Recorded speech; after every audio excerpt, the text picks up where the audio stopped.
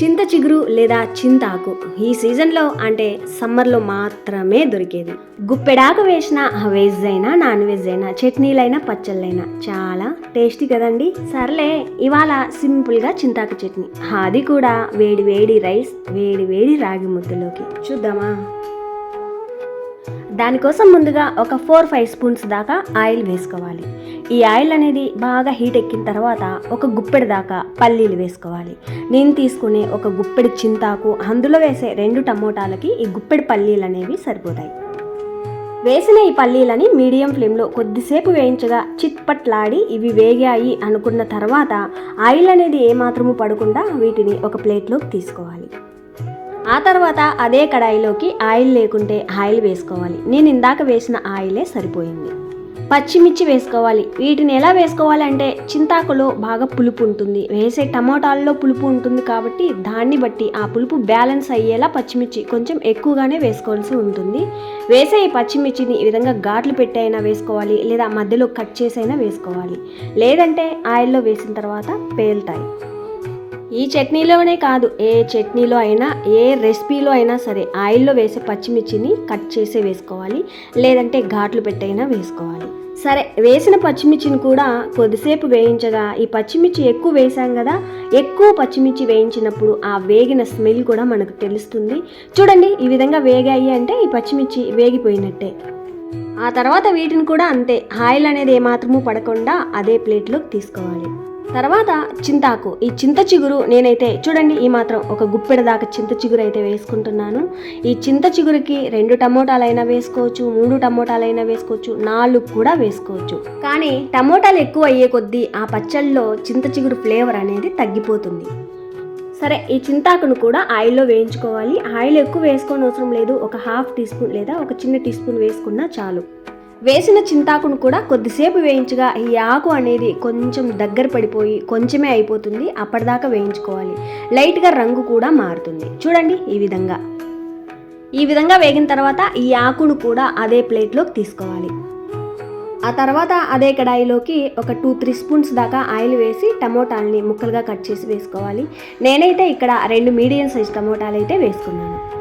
చిన్న టమోటాలు అయితే ఒక 3 దాకా అయినా వేసుకోవచ్చు. నేను ఇందాక చూపించాను కదా, ఆ గుప్పెడు చింతాకి 2 అయితే సరిపోతాయి. చట్నీలో చింతాకు ఫ్లేవర్ అనేది బాగా తెలుస్తుంది.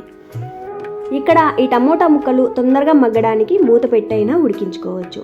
ఫైనల్గా ఈ టమోటాలు మెత్తబడి స్కిన్ అనేది కొంచెం సపరేట్ అయ్యి అంటే ముడతలు పడినట్టు అయింది అంటే ఈ టమోటాలు మెత్తగా మగ్గినట్టే. ఆ తర్వాత వీటిని కూడా చల్లారడానికి పక్కనుంచుకోవాలి. ఈ లోపుగా ఇందాక వేయించుకున్నవన్నీ కూడా గ్రైండ్ చేసుకోవాలి. మిక్సీ జార్లోకి మొదటగా వేయించిన పల్లీలు వేసి మెత్తని పొడిలా గ్రైండ్ చేసుకోవాలి. ఈ చింతాకు చట్నీ మిక్సీలో కంటే రోట్లో దంచుకుంటే టేస్ట్ అనేది చాలా బాగుంటుంది. ఇక్కడ ఏ విధంగా అయితే చూపిస్తున్నానో సేమ్ ఇదే పద్ధతిలో రోల్ ఉంటే రోట్లో చేసుకోండి. నా దగ్గర చిన్న రోల్ ఉంది కాబట్టి నేను మిక్సీ జార్లోనే చేసుకుంటున్నా. చూడండి, ఈ విధంగా మెత్తని పొడిలా గ్రైండ్ చేసుకున్న తర్వాత ఇందాక వేయించుకున్నాం కదా, పచ్చిమిర్చి వేసుకోవాలి. ఇక్కడ పచ్చిమిర్చి వేసే ముందు కొంచెం చూసుకొని వేసుకోవాలి. వేయించిన పచ్చిమిర్చి మొత్తం వేసేయకుండా, ఒకవేళ మరీ కారం ఎక్కువ ఉంటుంది అనిపిస్తే కొన్ని పచ్చిమిర్చి పక్కకు తీసేసి గ్రైండ్ చేసుకోవచ్చు.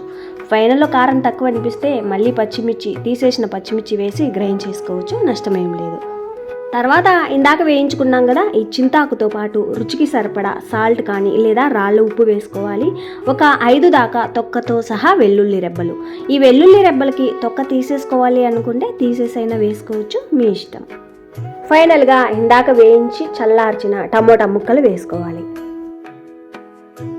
ఇప్పుడు కింద పల్లి పొడి ఉంది కదా, అది మిక్సీ జార్కే అంటుకొని ఉండిపోతుంది. గ్రైండ్ చేసామంటే అడుగున అలాగే ఉండిపోతుంది. అన్నీ సమంగా మెదగడానికి పైనుండి కిందికి, కింద నుండి పైకి అలా ఇలా కలిపి గ్రైండ్ చేసుకోవాలి. అవసరమైతే కొంచెం అంటే కొంచెమే నీళ్లు వేసి గ్రైండ్ చేసుకోవాలి. ఈ చట్నీ అనేది కొంచెం చిక్కగా అంటే గట్టిగానే ఉంటే టేస్ట్ బాగుంటుంది. రైస్లోకైనా రాగి ముద్దలోకైనా అద్దిరిపోతుంది అంతే. మరీ మెత్తటి అంటే స్మూత్ పేస్ట్లా కాకుండా కొంచెం మెత్తగా గ్రైండ్ చేసుకోవాలి. స్టార్టింగే నీళ్ళు వేయకుండా ఫస్ట్ మెత్తగా గ్రైండ్ చేసి ఆ తర్వాత అవసరం ఉంటేనే కొంచెం అంటే ఒక 4-5 స్పూన్స్ దాకా నీళ్ళు వేసుకోవచ్చు, అంతే. చూడండి, ఈ విధంగా ఫైనల్గా గ్రైండ్ చేసుకోవాలి. ఈ చట్నీలో ఇక్కడ ఈ స్టేజ్లో ఉప్పు కారం ఏదైనా తక్కువ ఉంటే సర్వ్ చేసుకోవచ్చు. ఇందులో టమోటాలు చింతాకు వేసాం, అందులో పులుపు బాగుంటుంది కదా, దానికి తగ్గట్టు కారం అనేది పడి ఉండాలి. అప్పుడే ఈ చట్నీ బాగుంటుంది. పుల్లగా ఉందంటే కారం తక్కువ ఉంటుంది, లేదా సాల్ట్ అయినా తక్కువ ఉంటుందని గమనించుకోవాలి. తర్వాత సగం ఉల్లిపాయని ఈ విధంగా చితగ్గొట్టి వేసుకోవాలి. మిక్సీ జార్లో కూడా గ్రైండ్ చేసుకోవచ్చు, కానీ మెత్తగా అయిపోతుంది. మీరు కావాలంటే మిక్సీ జార్లో గ్రైండ్ చేసుకునేలా ఉంటే రివర్స్లో జస్ట్ జర్క్ ఇచ్చి ఆఫ్ చేయాలి, అంటే ఆన్ చేసి ఆఫ్ చేయాలి అంతే. అన్నీ ఆయిల్లో వేసే గ్రైండ్ చేశాం కదా, దీనికి పోపు ఎందుకు ఇంకా, నేనైతే వేసుకోవడం లేదు, మీకు నచ్చితే వేసుకోవచ్చు.